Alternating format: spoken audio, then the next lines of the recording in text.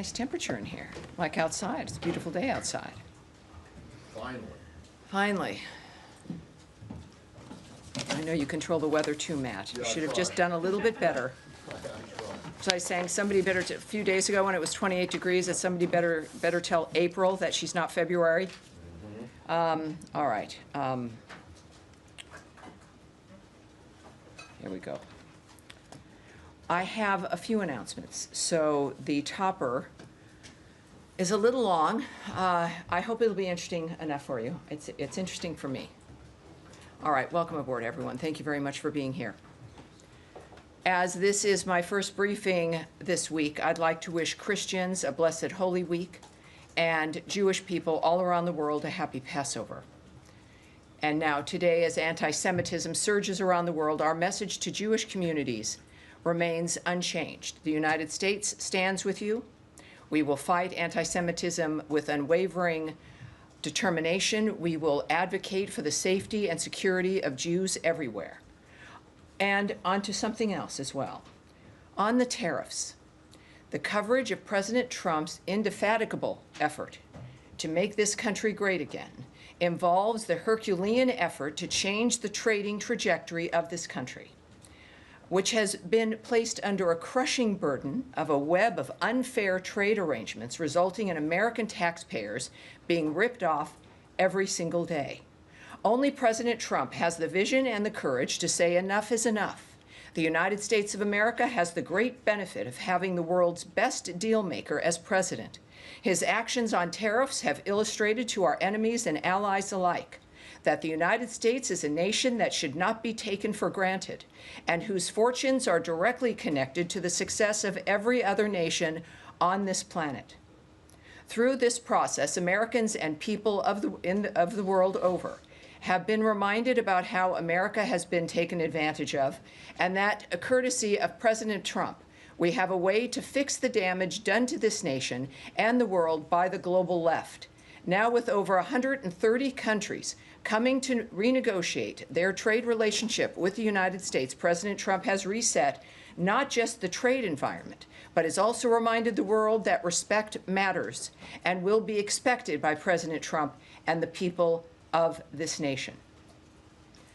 In announcements for today as well, the State Department has canceled another 139 grants worth $214 million under Secretary Rubio's direction. As the Secretary said, quote, "The American taxpayers should not be funding misguided programs. We are cleaning up the mess the previous administration left and rebuilding an agency that's focused on putting America first." Now, let's look back to last weekend. Ambassador Stephen Witkoff conducted talks with the Iranian foreign minister, which were hosted by the Omani foreign minister. As the White House statement described, quote, "The discussions were very positive and constructive, and the sides agreed to meet again next Saturday. Our goal remains clear. In the words of Ambassador Witkoff, quote, "A deal with Iran will only be completed if it is a Trump deal. Any final arrangement must set a framework for peace, stability, and prosperity in the Middle East, meaning that Iran must stop and eliminate its nuclear enrichment and weaponization program. It is imperative for the world that we create a tough yet fair deal that will endure, and that is what President Trump has asked me to do." Also last weekend, Expo 2025 Osaka officially opened on Sunday in Osaka, Japan. The 31,000 square foot USA pavilion showcases American excellence, innovation, and leadership, and reinforces our commitment to engagement in the Indo-Pacific and the U.S.-Japan bilateral relationship. Over the coming 6 months, the Expo looks forward to welcoming millions of visitors. Back here at home, Secretary Rubio joined President Trump in welcoming President Bukele to the United States yesterday. Since Secretary Rubio's visit to El Salvador, the United States has deported dangerous MS-13 and TDA gang members to El Salvador's prison. Because of this, our nation is safer and more secure. As Secretary Rubio said of President Trump and President Bukele, our hemisphere is lucky to have two leaders who are totally aligned in their commitment to law and order. Last, in non-foreign policy news, I want to applaud the Trump administration's FDA on their plan to phase out various animal testing requirements. As the FDA said in their announcement, quote, "The new approach is designed to improve drug safety and accelerate the evaluation process while reducing animal experimentation, lowering research and developmental costs, and ultimately lowering drug prices." Bravo. That's my topper. All right, now, to your questions. Sir, Mr. Matt Lee, the AP. Thank you, Tammy. Yes. I just wanted, just a point of clarification. You said that only President Trump can undo the damage done to the world, the nation and the world by the global left? I know, surprising that it comes from me, isn't it? Surprising that comes from me. This has to do with, you're talking about tariffs, right? And the whole world free trade, international trade regulations, which began after the Second World War. Well, I'm yes. looking at one Eisenhower, two Nixon, Reagan, Bush, Matt, may I answer you? one, I know. and Bush two, Yes. and I'm. Yes. find it hard Well, you to know, believe that there's you're- something. Let me Are they answer you, part sir. of the global left? Let me answer you. Let me answer you.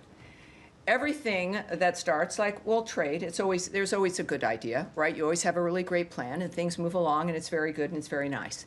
And then time changes and the left gets control of certain aspects, certain countries, certain Congresses, and things begin to change and spending begins to increase and arrangements begin to change and are not necessarily as good for the United States.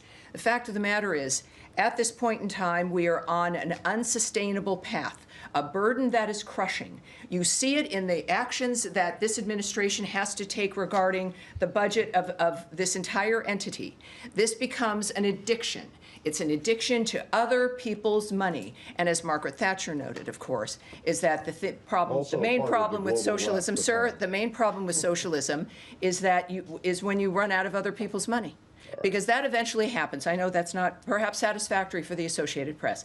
But I love you anyway, Matt. I love you anyway. But your question is, at least my answer to what your statement was, is that at this point in time, President Trump is the only person that can undo the Leviathan that this trade framework became around the world, and he's doing it. And I've been watching this coverage, the pearl clutching. It's been remarkable. This is going to be one of the greatest resets of many resets that the Trump administration has implemented, and it's going to make a difference not just for the American people, but for all those countries that realize that this has to change. So it'll be better for the world over. My point was merely that, are you trying to say that all those presidents and who you just mentioned, Margaret Thatcher, are part of the global left? I've just talked way too much already. Right. I think I've answered that. Yes, sir. I think I've answered that. All right. So on the grants that you just said were canceled, and I want to seg from this. Can you be more specific about what those were? The two, what was it, 139? Well, we'll get those details. More. What we do know is that the secretary himself felt passionate enough about this to tweet it himself. Oh, he did? And what I stated to you about his commentary was from his account, the secretary's tweet, at 12:35 p.m. this afternoon. And I'll read it again because there's a couple more details here in the tweet. Under my direction, the State Department has canceled another 139 grants worth $214 million. The American taxpayers should not be funding misguided programs like building the migrant domestic worker-led movement in Lebanon or get the trolls out in the United Kingdom. We are cleaning up the mess the previous administration left and rebuilding an agency that's focused on putting America first. So those are two examples that the secretary shared. There are, because I'm a mathematician, 137 more. And I'm sure at some point we will, I believe that, I'll tell you what, let's see if we can find the full list. And we'll move ahead accordingly. So, and that just segs into the broader budget question. You saw the reports yesterday and the day before about the OMB plans for a drastic reduction in the State Department, or the Function 150 budget, which includes state and USAID. What can you tell us about that? Those? I can tell you that throughout the history of the United States, everyone has a budget plan. And everyone has ideas for budgets. And every president has a budget plan and sends it to Congress. And then Congress either accepts it or they have their own ideas, which happens more often than not. I can tell you that whatever you've seen in public, was not released from this entity, was not released from this department. It was not released by the secretary. That there is no final plan, final budget, final dynamic. That is up to the White House and the President of the United States as they continue to work on their budget plan and what they will submit to Congress. So I would suggest that you check with the White House. But the kinds of numbers, and what we tend to see is reporting that is early or wrong or based on leaked documents from somewhere unknown, and then everyone writes stories about those things. And earlier, when I was speaking with our bullpen here, whom I love most of the time, it would be wise to be cautious before acting on every single element you see leading up to something as important as this budget coming in from President Trump. So we'll wait and see. Of course, again, these are not known or finalized or planned. Only President Trump has that information, and we're going to see it soon, I'm sure. Okay. All right. Thank you. Yes, ma'am. I'll follow up on that, though. There was some criticism from Democratic lawmakers about contributions to international organizations dropping by 89% from $1.4 billion last year to $169 million, including, quote, eliminating funding for the UN and NATO. Is that something that the department is considering, eliminating funding from those agencies? You know, that's from a story that is looking at a memo that was leaked or not from a plan that is a suggestion. What I can tell you, though, is it really makes me concerned when I see the word eliminate. I traveled to NATO for that summit with the secretary. Every meeting, every moment, every time on camera, in every bilateral meeting, talking with the Secretary General, the one message, it was with several messages, but the singularly important message that everyone there cared about was the fact that the Secretary of State of the United States reiterated our complete commitment to NATO, as has the President of the United States. Now, what we also want in our commitment means that we want to make sure and help to make sure that the nations in NATO can actually deliver on the mission of NATO, which is to be a deterrent. It is not to help with wars or to help fight them or to fund them or to make it a little bit better as the wars are going on. NATO was meant to be a collection of entities that would stop the bad actors from doing the bad thing, because it would be very, very bad for them if they did it. And at this point, clearly, we've got nations that have got to ramp up, share the burden, increase their defense spending, not because we're meanies, but because we are committed to NATO. And NATO has to be the thing that it has been purported to be and expected to be at the beginning and wants to be. I have to tell you that there was recognition of this fact at NATO, the number of countries increasing their budget commitment to defense, the recognition that it was an important thing without exception.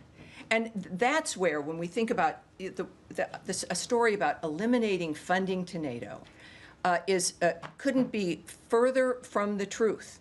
This is about making NATO stronger, making NATO, well, dare I say, great again.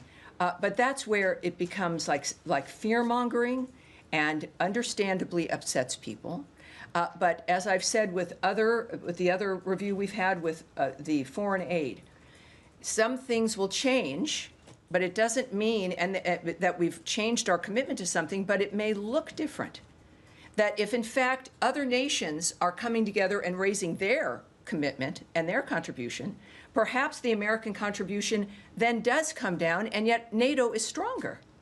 So that is, I think, part of what every family does, is looking out for each other, being honest, and providing solutions to that problem. So that story comes from the same speculation that has come from other documents that are moving about, when nothing could be further from the truth, and certainly commenting on numbers they might have is not helpful. There will be plenty to discuss when President Trump releases and sends to Congress his budget bill. Yes, sir. Thank you. I got one on Syria and one on Yemen. Has the department made any decision, or is it reviewing potentially granting visas to any Syrian ministers for next week's World Bank and IMF meetings? let's take that back. I don't have information on that. It's a good question, of course, with the meeting coming up, but I'll have that to you. And was it Yemen? Yes. We've obviously, the U.S. has been engaged in a military campaign over there for the past several weeks. Is the State Department leading any diplomatic path to get to whatever end result it is that the U.S. wants?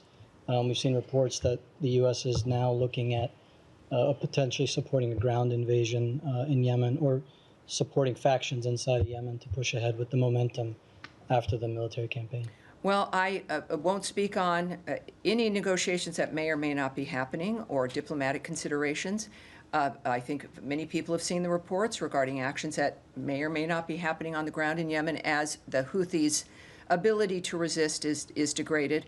That's not something I can remark on. Of course, though, when we think about the nexus of the nature of what's happening in the Middle East, the United States has made its point clear, as the Secretary and through the President, through the ceasefire work and the nonstop efforts regarding the issues in Israel and on the Gaza Strip, and certainly now in the remarkable fact that Iran is at the table regarding their condition, which has also been affected, of course, by the degrading of Hezbollah, certainly the disaster that Hamas has brought that region, including Iran. So when we think about the ceasefire and making people's lives better, it certainly affects the entire region. And I think that's what we can all count on. Yes, ma'am. Tammy, thank you. You started out with some of your remarks saying that Iran must stop and dismantle its nuclear program. Well, let me say that was Ambassador Witkoff. Yeah, echoing what Ambassador Witkoff tweeted earlier today.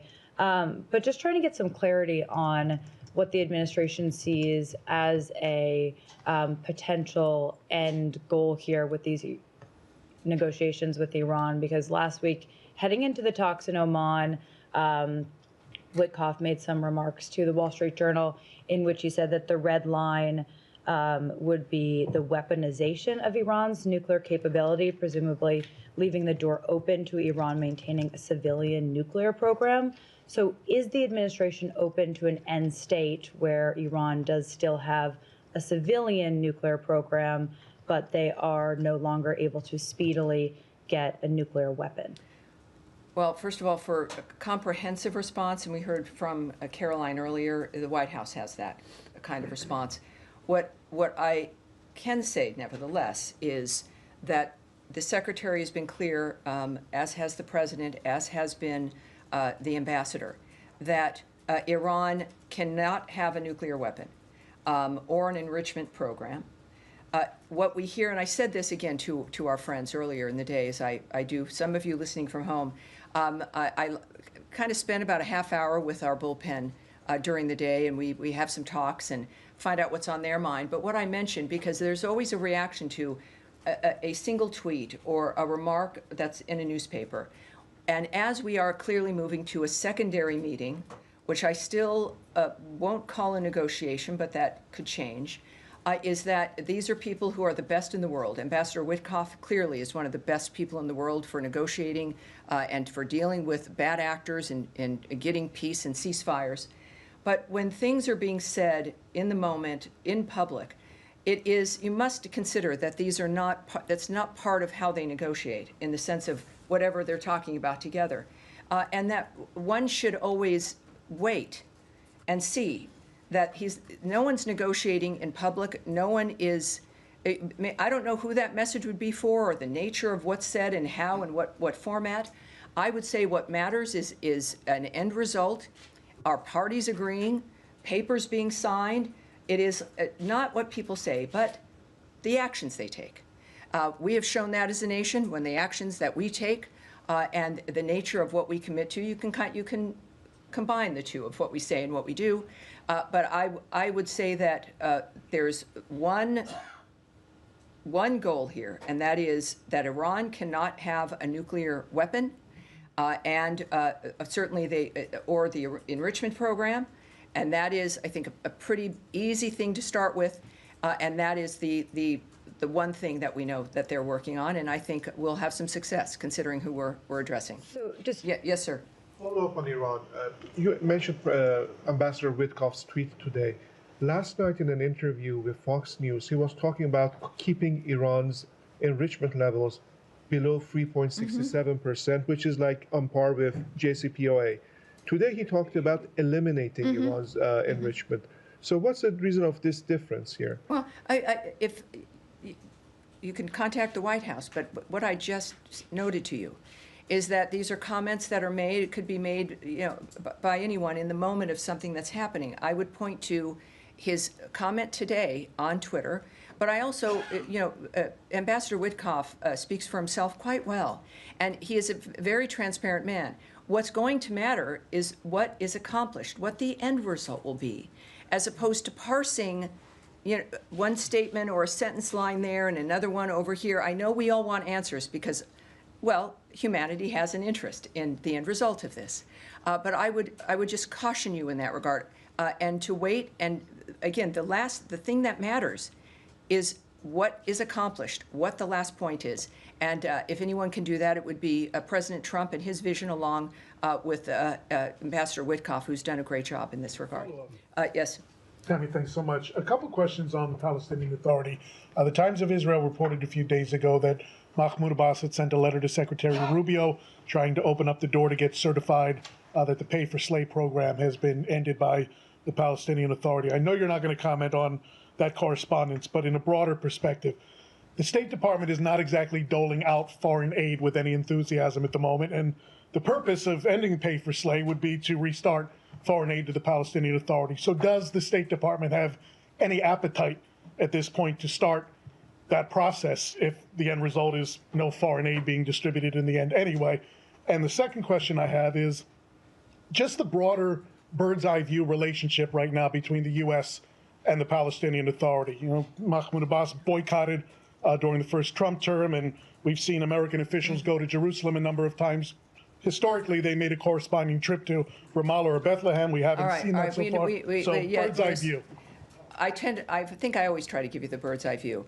But I would say that, first of all, I can't comment on if there are any negotiations or diplomatic considerations. What I do take issue with immediately is that we don't have any glee or excitement over handing out foreign aid. Our commitment to foreign aid hasn't changed. It is in our nature as Americans. It's what we do. I would argue the starting of this country was an aid package for the future. My goodness. And it certainly is also, foreign aid is not a carrot or a stick in negotiations. If it's needed, it's needed. If it isn't, it isn't. We don't use it in that fashion. So I like you very much, and I think you're a nice guy. But it's always disheartening. I don't want to be mean. I don't want to be mean. Only to Matt I want to be mean. It's disheartening but it reminds me, and I'm glad that I'm here, to repeat, for people to not be left with that impression, that it's not like, we got to give foreign aid. It would be great if nobody needed foreign aid. But we know that we are a country with incredible resources. We know that. And we have incredible responsibilities, and we do not shy away from them. It's part of why we do what we do. We want to be a part of the world. We know we can help, and we do. So it's not ever a part of that we just don't want to do something, and so we're not. It's can we, and can it be done properly? Is it aligned with what's great for the United States? And mostly also, certainly it is not used as a weapon. And I just want to say that as strongly as I possibly can. And as far as the nature of what's happening, we are asked often by many of you in different ways, is that there is a constant, regular commitment to Gaza, to the Gazan people, certainly to one of our strongest, if not most stalwart ally, Israel, who have, by the way, a new ambassador from the United States, Ambassador Mike Huckabee. So we're very excited about the future. We are working constantly to make to have a ceasefire and to change the trajectory on the ground. That has not stopped.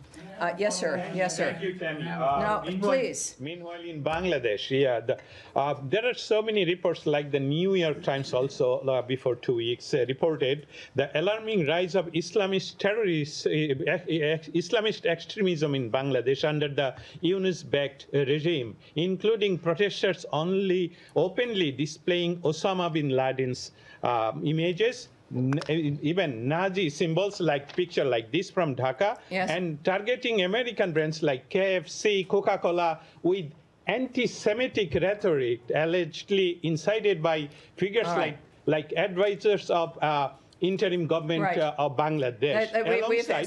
Sir, I've heard you, and I know, and I appreciate your passion. And and Bangladesh is a country with certain issues. They are also a country that we've talked about often, certainly with the questions from the crew here. So for a specific dynamic, I'm going to have us take that away. What I do have is something I want to mention regarding Bangladesh, which is that there's been an arrest of a UK MP, Tulip Sadiq. This from the Bangladeshi courts have issued that arrest. It is, of course, all of this, and what you're discussing, even protests, et cetera, are a matter for the Bangladesh authorities to handle. And, of course, talking with them matters a great deal as well. So ultimately, the future of Bangladesh is going to be decided by the Bangladeshi people. They're facing what you've been describing for some, and in others that, of course, we've seen the reports as well. And, elections matter. We know, I don't want it to sound trite here, but it's true.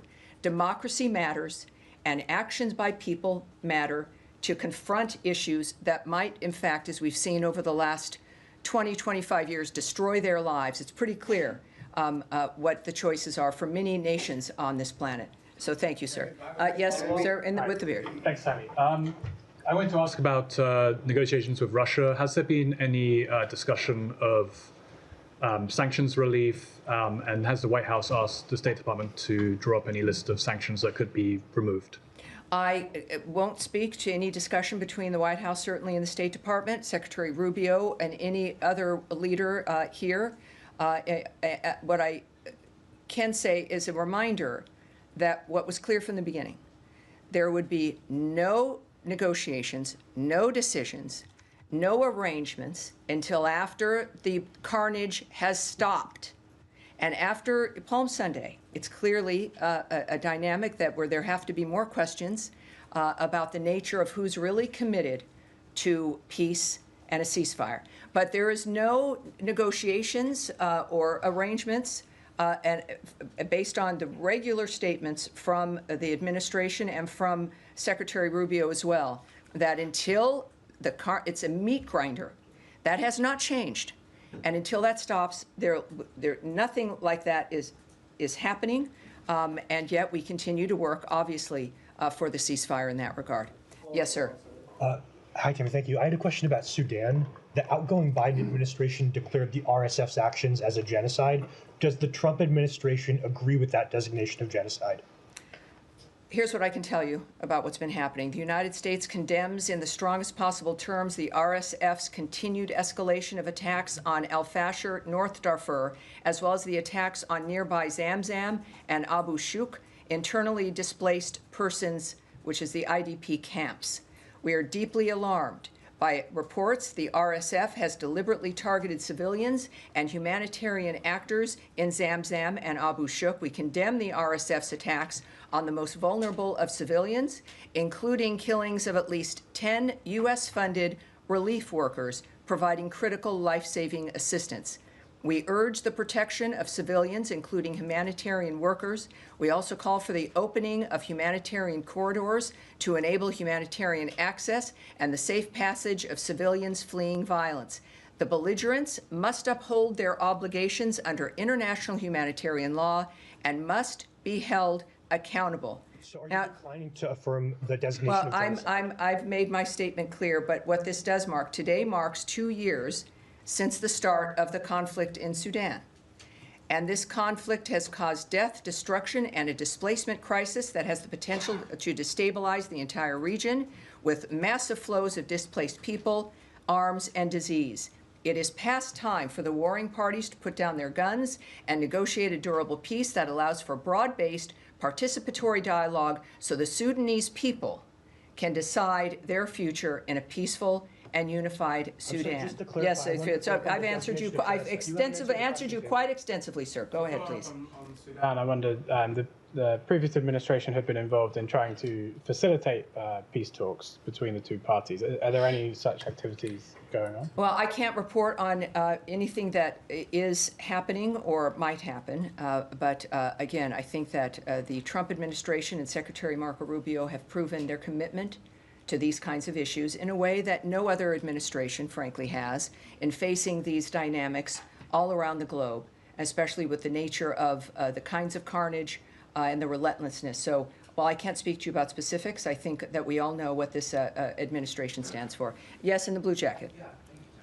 Two questions, briefly. One is in regard of the visit of the Jordanian Prime Minister today at 3:30. If you can tell us a little bit about the topics that are going to be discussed. No. I'm assuming Gaza. No, no, I can't. It's so nice. It's so nice with the Italian reporter, the nice Italian accent. Right. Can you tell? It's like no. No, I understand. Fine. The second There's question. plenty to talk about, I'm sure. I mean, you know.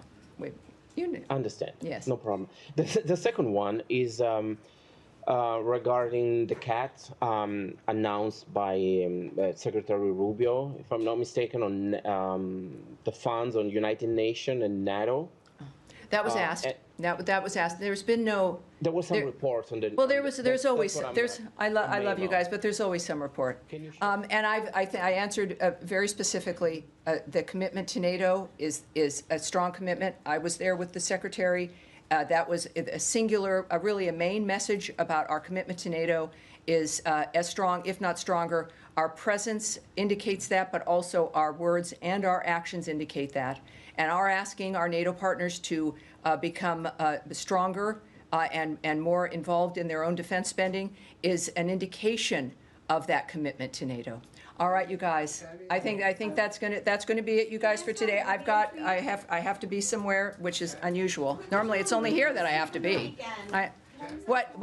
You have a nice weekend too. Oh, I'm sorry. All right, one more. Secretary Rubio shared over the weekend about the 10 additional men being sent to El Salvador. Do you know what on which authority they were sent? Was it AAA or Title VIII? So, first of all, he did note that, and which means this country is certainly a little bit safer, isn't it? I would refer you to the Department of Homeland Security and DOJ, which makes those kinds of decisions.